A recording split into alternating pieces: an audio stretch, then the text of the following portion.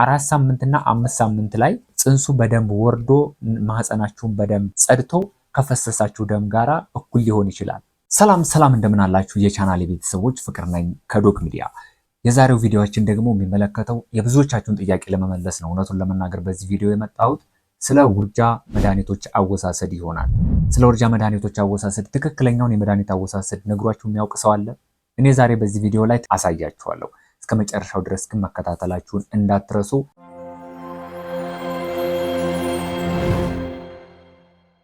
ነገር ግን ይህ ቪዲዮ ኖርማሊ ለኢንፎርሜሽን ብቻ ሊያገለግላችሁ የሚችል፣ ምክንያቱም አንዳንድ ሰዎች ያው መድኃኒቱን በተለያየ መልኩ ልታገኙ ትችላላችሁ። ያንን ከወሰዳችሁ በኋላ ደግሞ በውስጥ በቲክቶክም ሊሆን ይችላል፣ እዚህም በኮመንት ላይ መድኃኒቱ እጄ ላይ ያለ፣ ይሄ መድኃኒት እንዴት ልውሰደው አማክረኝ እያላችሁ ብዙ ሰዎች ስለምትጠይቁኝ ይህ ቪዲዮ ያንን ጥያቄ ይመልስላችኋል ብዬ ስለማስብ ነው። አሁንም ደግሜ እነግራችኋለሁ፣ ይህን መድኃኒት ግን ለውርጃ ስትወስዱ ምንጊዜም ቢሆን ባለሙያ ማማከራችሁንም ደግሞ ከባለሙያ እጅ መውሰዳችሁን እንዳትረሱ። ምክንያቱም ባለሙያ ያ መድኃኒት በሚሰጥበት ሰዓት ቢያንስ የሚጠይቃችሁ ጥያቄዎች አሉ። እነዚያን ጥያቄዎች መልሳችሁ መሆን አለበት፣ ለራሳችሁ ጤንነት ሲባል ማለት ነው። በነገራችን ላይ ይህን ትምህርት እንደ ቪዲዮ አትቁጠሩት። ኖርማሊ ከኔ ጋር እያወራችሁ ጥያቄዎችን እየጠየቃችሁ እየመለስኩላችሁ አይነት ኢንተራክቲቭ የሆነ ነገር እንደሆነ ውሰዱት። ምክንያቱም እኔ የሆነ ነገር እዚህ ጋር ሳወራላችሁ ልክ ምን አይነት ጥያቄ ደግሞ ሊፈጠርባቸው ይችላል የሚለውንም እያሰብኩኝ መልሼ ደግሞ ያንን ጥያቄ እየመለስኩላችሁ ነው የሚሄደው። መጀመሪያ እነዚህ መድኃኒቶች እስከ ስንት ወር ነው የሚሰጡት? እስከ ስንት ወር ላለው ውርጃ ነው የሚያገለግለው? የሚሉ ጥያቄዎች ብዙ ጊዜ ይመጣሉ እና መድኃኒቶቹ የሚሰጡበት የራሳቸው የሆኑ ምክንያቶች አሉ። ለምሳሌ ለአፈጣጠር ችግርና አንዳንድ ጊዜ ደግሞ በመደፈር በምናምን ያልተፈለገ እርግዝና ተፈጥሮ በቤታችሁ ለመውሰድ የሚሰጠው መድኃኒት አንድ አይደለም። ስለዚህ እኔ ዛሬ የማነሳላችሁ እስከ 3 ወር ድረስ ብቻ ባለው ጊዜ ውስጥ ስለሚሰጡት መድኃኒቶች ነው። መድኃኒቶቹ ተመሳሳይ ናቸው፣ ነገር ግን እንደየወሩ የመድኃኒቶቹ አወሳሰድ ይለያያል። ስለዚህ ፈርስት ትራይሜስተር ፕሬግናንሲ ውስጥ ወይም እስከ 3 ወር አካባቢ ባለው ጊዜ ውስጥ ስለ መድኃኒቱ አወሳሰድ ነው የምናወራው ማለት ነው። መድኃኒቶቹ 2 አይነት መድኃኒቶች ናቸው። እሱም በአንድ ላስቲክ ወይም ደግሞ በአንድ ስትሪፕ ላይ ልታገኟቸው ትችላላችሁ። አንዳንድ ጊዜ ደግሞ አንደኛውን መድኃኒት ብቻውን ልታገኙ ትችላላችሁ። ብዙዎቻችሁ የምትሸወዱት እዚያ ጋር ነው። መድኃኒቱ ኖርማሊ የሆነ ወረቀት ላይ ነው፣ እዚህ ጋር ስዕሉ ላይ አስቀምጥላችኋለሁ። ብቻውን የሆነው 4 ፍሬ ብቻ ይይዛል። ትክክለኛውና ፉል የሆነው የውርጃ መድኃኒት ደግሞ 5 ፍሬ ነው ያለው። 4ቱ ኖርማል በፓራሌል እንደዚህ ይቀመጣሉ። 5ኛዋ ደግሞ በመካከል ላይ ጠርዝ ላይ እዚህ ጋር እንደምታዩት ማለት ነው ይቀመጣሉ። መድኃኒቶቹ ግን ብዙዎቻችሁ ተመሳሳይ 5ቱም ፍሬ ተመሳሳይ ሊመስሏችሁ ይችላሉ። ተመሳሳይ የሆኑት 4ቱ ብቻ ናቸው። 5ኛዋ ለብቻዋ ናት ማለት ነው። በምንም ነገር አይገናኙም። ስለዚህ እነዚህ መድኃኒቶች በምትወስዱበት ሰዓት አወሳሰዳቸው እንዴት ነው? በሁለቱ መድኃኒቶች መካከል ያለው የጊዜ ጋፕ ምን ይመስላል? መድኃኒቱን ከወሰዳችሁ በኋላ መቼ ነው መድማት የሚጀምረው? ከዚያ ደግሞ ማለቅ አለማለቁን እንዴት ነው የምታውቁት? መቼስ ደግሞ ደግማችሁ ቼክ ማድረግ አለባችሁ? የሚሉትን ነገሮች በዝርዝር እናያለን ማለት ነው። የመድኃኒቶቹ አወሳሰድ እስከ 12 ሳምንት ላለ ውርጃ ተመሳሳይ ነው። ባይዘው እዚህ ጋር ሳወራችሁ ውርጃ በራሳችሁ ለምታቋርጡት የውርጃ አይነት ብቻም ሳይሆን አንዳንድ ጊዜ አልትራሳውንድ ስትታዩ የጽንሱ እድገት አቁሟል ተብላችሁም በመድኃኒት እንዲወጣላችሁ የሚደረግበት ጊዜ አለ እና ያን መድኃኒት ይዛችሁ ወደ ቤታችሁ ልትገቡ ትችላላችሁ። ኖርማል በሐኪም ታዞላችሁ ማለት ነው። እና ብዙ ጊዜ እንደዚህ አይነት ሰውም ስለሚገጥመኝ ነው በሐኪም ታዞልኝ ነበረ። ነገር ግን የመድኃኒት በምን አይነት መልኩ በወስደው ይሻላል ምናምን የሚሉ ጥያቄዎች ስላሉ ለተለያዩ የውርጃ አይነቶች በራሱ ማጋጥሟችሁ ወይም ደግሞ በራሳችሁ ማቋረጥ ፈልጋችሁ ይህን መድኃኒት ስትወስዱ እንዴት እንደምትወስዱ ያገለግላችኋል ማለት ነው። ይሄ ትምህርት እኔ ጽንስ አላቋርጥም ምን ያደርግልኛል የምትሉት ነገር አይደለም ለማለት ነው። ለማንኛውም ያም ይሁን ይህ መድኃኒቱን ይዛችሁ ወደ ቤታችሁ ከገባችሁ በኋላ የምትሳሳቱት አንድ ነገር አለ። መድኃኒቱ የሚወሰደው እንዴት ነው? በመዋጥ ነው ወይስ ደግሞ በማህፀን ነው ወይስ በምላስ ስር ነው የሚሉ የተለያዩ ነገሮችን ላይ ከቪዲዮም ላይ ልትሰሙ ትችላላችሁ። አሁን ትክክለኛውን አወሳሰድ ልንገራችሁ። እነዚህ መድኃኒቶች ወደ ቤታችሁ ይዛችሁ ከገባችሁ በኋላ 2 ነገሮችን ማወቅ አለባችሁ። ይችን መድኃኒት ጠርዝ ላይ ያለችዋን ይችን 5ኛዋን ፍሬ እሷን ከወሰዳችሁ በኋላ 4ቱ የቀሩት የሚወሰዱት በምንም ይወሰዱ በምን የሚወሰዱት ከ24 ሰዓት በኋላ ነው። ከ24 ሰዓት እስከ 48 ሰዓት ባለው ጊዜ ውስጥ ማለት ነው። ለምሳሌ እንውሰድ። ዛሬ ይችኛዋን 5ኛዋን ፍሬ ጠርዝ ላይ ያለችዋን በውሃ ዋጣችሁ እንበል። ከዚያም በኋላ 4ቱን ለመውሰድ 24 ሰዓት እና ከዚያ በላይ እስከ 48 ሰዓት ድረስ መጠበቅ አለባችሁ። ነገር ግን በዚች በአንዷ በወሰዳችሁት መድኃኒት ብቻ ትንሽዬ የደም ጠብታ ልታዩ ትችላላችሁ። ምንም አይነት ደምም ላታዩ ትችላላችሁ። እነዚያን 4ቱን የቀሩትን ለመውሰድ ታዲያ ምንድነው ማድረግ ያለባችሁ? ለምሳሌ የደም ጠብታ የምታዩ ከሆነ በዚያች በአንዷ ፍሬ ብቻ ደም ከጀመራችሁ መድኃኒቱን የምትወስዱበት አወሳሰድ እና ደም ካላያችሁ የምትወስዱበት አወሳሰድ ይለያያል። ለምሳሌ በዚያች በወሰዳችኋት በአንዷ ፍሬ ምንም ደም አላያችሁም እንበል። ደም አለማየታችሁም ብታዩም ባታዩም ኖርማል ነው፣ ምንም ችግር የለውም። ብዙ ሰዎች አንደኛዋን ፍሬ ወስጄ ምንም አይነት እስካሁን ምልክት አላየሁም፣ ይህ ነገር ኖርማል ነው እያላችሁ የምትጠይቁም አላችሁ። ይህን ሳወራ ለምሳሌ ምንም ባላይስ የሚል ነገር ጥያቄ ስለሚነሳባችሁ ነው። ብታዩም ባታዩም ችግር የለውም። ነገር ግን ካያችሁ፣ የደም ጠብታ ካያችሁ እነዚያን አራቱን ፍሬዎች ለመውሰድ በማህፀን አይቻልም። ስለዚህ ምንድነው የምታደርጉት? ወይም በምላሳችሁ ስር እዚህ ጋር ሁለቱን ፍሬ ከአራቱ ሁለቱን ፍሬ ትይዙና ልክ እንደ ከረሜላ ከ15 ደቂቃ እስከ 20 ደቂቃ ወይም ደግሞ እስከ 30 ደቂቃ ባለው ጊዜ ውስጥ እንደ ከረሜላ በራሱ ማምቶ እንዲያልቅ ማድረግ ትችላላችሁ። ሁለቱን ፍሬ ብቻ ማለት ነው።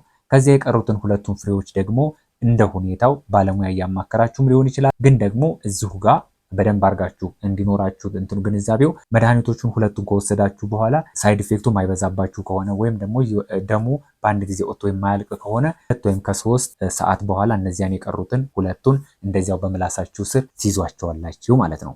ወይም ደግሞ በውሃ ማዋጥ ነው የምፈልገው ምላሴ ስር መያዝ አይመቸኝም የምትሉ ከሆነ ደግሞ 3ቱን ፍሬ በአንድ ጊዜ በውሃ ማዋጥ ትችላላችሁ። ይህ ምን ሲሆን ነው? ደም የሚኖር ከሆነ ማለት ነው። ከማህፀን የተወሰነ ደም ፍሳሽ ነገር የምታዩ ከሆነ የምትወስዱት በምንድን ነው? በምላሳችሁ ስር ወይም ደግሞ ቀጥታ 3ቱን ፍሬ በውሃ በመዋጥ ማለት ነው። 4ቱን ግን አትወስዱም። እንደዚህ ታደርጋላችሁ ማለት ነው። ነገር ግን ምንም አይነት ደም የማይኖር ከሆነስ? ምንም አይነት ደም የማይኖር ከሆነ ደግሞ ከቻላችሁ 4ቱንም ፍሬ በጀርባችሁ ተኝታችሁ በራሳችሁ የምትችሉ ከሆነ ወደ ማህፀናችሁ 4ቱን ፍሬ በአንድ ጊዜ ማስገባት ትችላላችሁ። ነገር ግን ይሄ በባለሙያ ቢገባላችሁ ይመረጣል። እኔ እዚህ ጋር ልነግራችሁ የምፈልገው እነዚህ መድኃኒቶች ስትወስዱ በባለሙያ በማህፀናችሁ ቢያስገቡላችሁ አሪፍ ነው። ነገር ግን በአብዛኛው ጥያቄዎችም የሚመጡልኝና ይህንንም ቪዲዮ ለመስራት የተገደድኩት በብዛት በውጭ ሀገር ለምትኖሩና መድኃኒቱንም በተለያየ መልኩ ልታገኙ የምትችሉ ሰዎች እኔ ያለሁት እዚህ ሀገር ነው፣ ወደ ውጭ ወጥቼ ሕክምና ቦታ መሄድም አልችልም፣ ህገ ወጥ ነው፣ አይሰራም፣ ተደፍሬ ነው፣ የአረቦቹ ልጅ ደፍሮኝ ነው። ስለዚህ ይህንን ምንም ማድረግ ስለማልችል የግዴታ ማቋረጥ ስለሚኖርብኝ መድኃኒቱን በህገ ወጥ መልኩ አግኝቻለሁ፣ አጠቃቀሙን ግን አላቅም ለምትሉ ሰዎች ነው ይሄ ቪዲዮ ማለት ነው። በአብዛኛው በአገር ውስጥ ላላችሁ የህክምናውም እንትኑ አክሰሱም ስላለ ምንጊዜም ቢሆን አገልግሎቱን ማግኘት ስለምትችሉ ችግር የለውም። በውጭ ሀገር ለምትኖሩ ግን ይሄ ቪዲዮ በደንብ ይጠቅማቸዋል። ስለዚህ ምንድነው የምታደርጉት? አሁን ያልኳችሁን ነገር ወደ ህክምና ቦታ ሄዳችሁ በባለሙያ ማስገባት የማትችሉ ከሆነ 4ቱን ፍሬ በጀርባችሁ ተኝታችሁ ወደ ማህፀናችሁ በጥልቀት በደንብ አድርጋችሁ በአንድ ጊዜ ማስገባት ይኖርባቸዋል።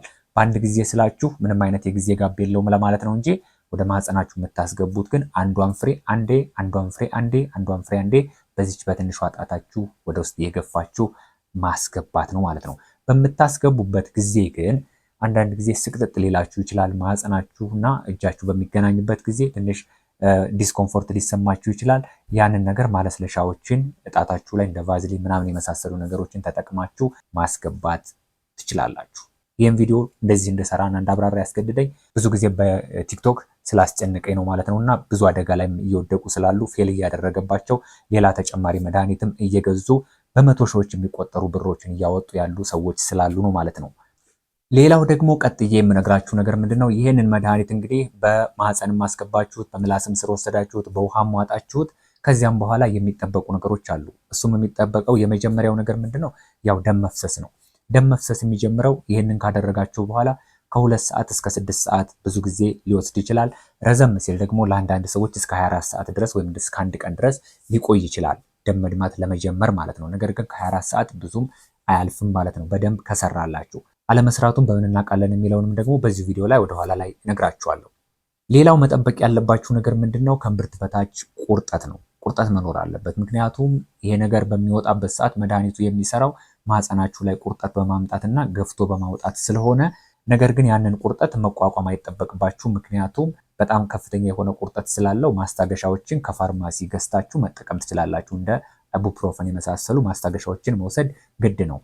ሶስተኛ ደግሞ የረጋ ወይም ደግሞ የተበጣጠሰ መኖር አለበት። በተለይ ከ7 ሳምንትና ከዚያ በላይ ከሆነ የረጋ ደምና የተወሰነ ደም ውስጥ የተበጣጠሰ ነገር መኖር አለበት። እሱ መኖሩን በደንብ ቼክ ማድረግ አለባችሁ። እነዚህ ነገሮች ሲኖሩ በአስተማማኝነት እየወጣ መሆኑን የምታረጋግጡበት ነው ማለት ነው።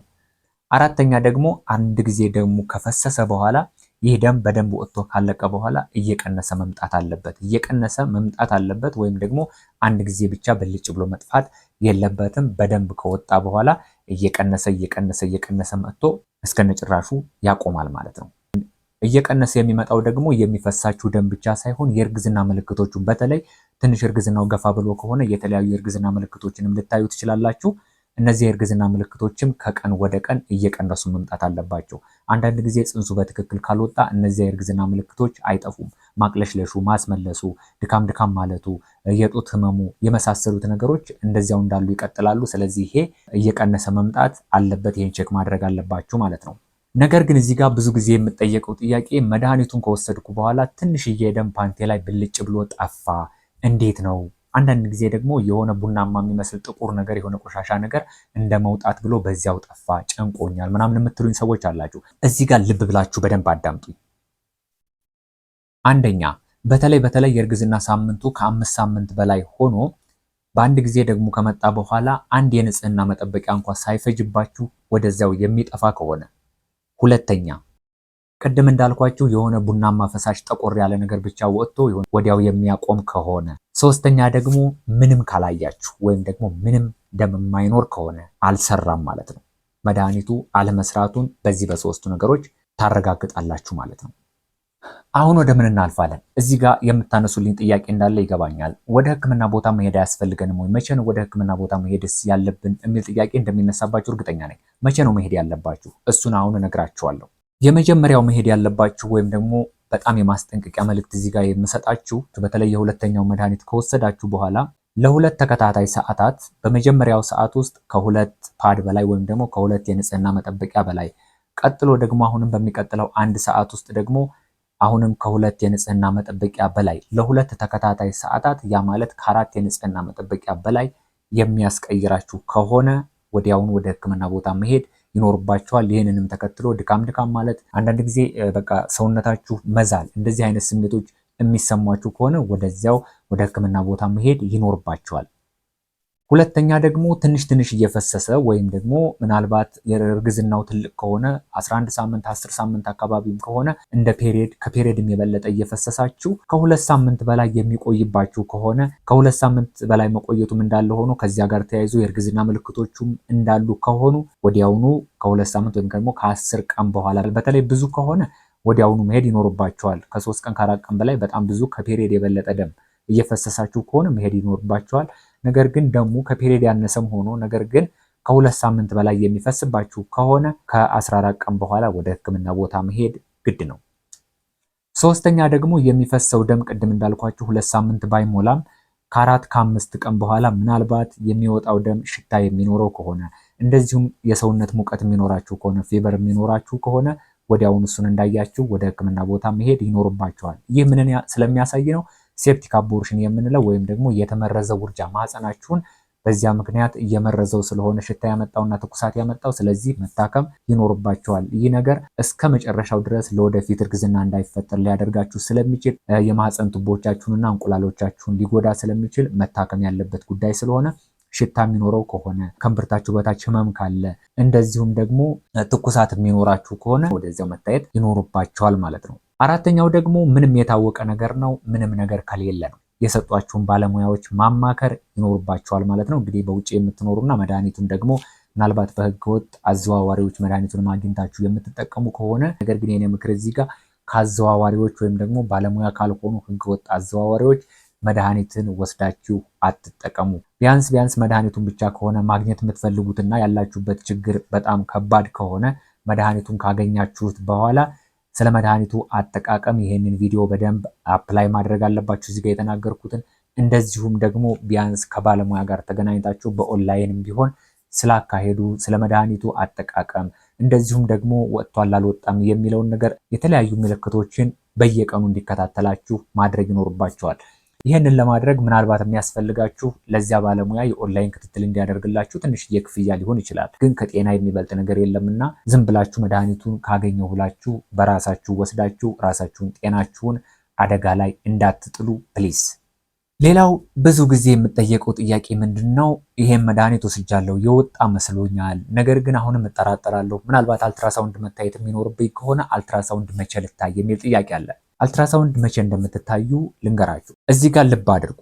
ምንጊዜም ቢሆን የውርጃ መድኃኒት ወስዳችሁ የሚፈሰው ደም እንደየወሩ እድገት ይወሰናል። የደሙ ብዛት ማለት ነው። ለምሳሌ 9 ሳምንትና 10 ሳምንት አካባቢ ላይ ያለ ጽንስ እና 5 እና 4 ሳምንት አካባቢ ላይ ያለ ጽንስ የሚፈሳችሁ ደም እኩል አይደለም። ለምሳሌ እንበልና 9 ሳምንትና 10 ሳምንት ላይ የሆነ ደም ፈሶ ነገር ግን እርግዝናው የቀጠለ ቢሆንና የፈሰሳችሁ ደም መጠን 4 ሳምንትና 5 ሳምንት ላይ ጽንሱ በደንብ ወርዶ ማህፀናችሁን በደንብ ጸድቶ ከፈሰሳችሁ ደም ጋራ እኩል ሊሆን ይችላል።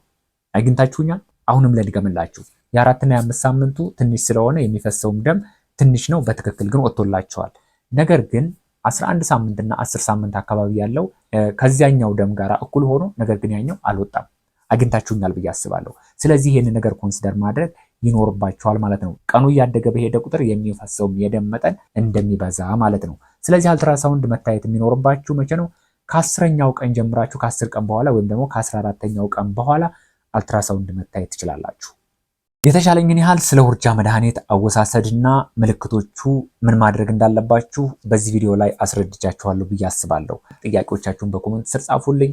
ቅድም እንዳልኳችሁ የባለሙያ ምክር የምትፈልጉ ከሆነ በውስጥ ደግሞ በቲክቶክ ምናልባት ጥያቄ የሚፈጠርባችሁ ከሆነ ብቻ ይህን ቪዲዮ አይታችሁ ካልገባችሁ ብቻ በቲክቶክ በውስጥ ኢንቦክስ አድርጉልኝ፣ ላማክራችሁ እችላለሁ። ሌሎችን ባለሙያዎችን ማማከር ትችላላችሁ። የምመክራችሁ ያለ ባለሙያ ምክር መድኃኒቱን እንዳጋጣሚ ስላገኛችሁ ብቻ አትጠቀሙ ልላችሁ ፈልጋለሁ። ምክንያቱም ኮምፕሊኬሽኖቹ ብዙ ስለሆኑ ማለት ነው። ስለዚህ በኦንላይን ባለሙያ አግኝታችሁ የሆነ ክፍያ ከፍላችሁ እስከ መጨረሻው ድረስ ተከታትሏችሁ መድኃኒቱንም ጽፎላችሁ ከዚያ አጠቃቀሙን በየጊዜው እየደወላችሁ በኦንላይን በውስጥ ኮሚኒኬት እያደረጋችሁ በስልክም በዋትሳፕ በቴሌግራም እየተነጋገራችሁ ባለሙያ ቢከታተላችሁ ይሻላል። ምክንያቱም ጤና ነው። እንደዚሁም ደግሞ አጠቃላይ የምነግራችሁ ለወጣቶች በተለይ በውጭ ዓለም ለምትኖሩ ምክሬ ምንድነው?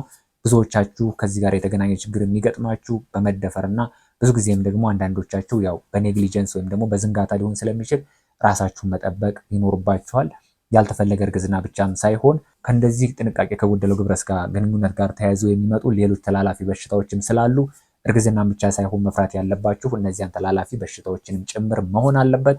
ምናልባት ቻናሉን ሰብስክራይብ ካላደረጋችሁ ደግሞ ቻናሉን ሰብስክራይብ አድርጉ። የተለያዩ መረጃዎችን እያስኩላችሁ ስለምመጣ ትጠቀሙበታላችሁ። አመሰግናለሁ።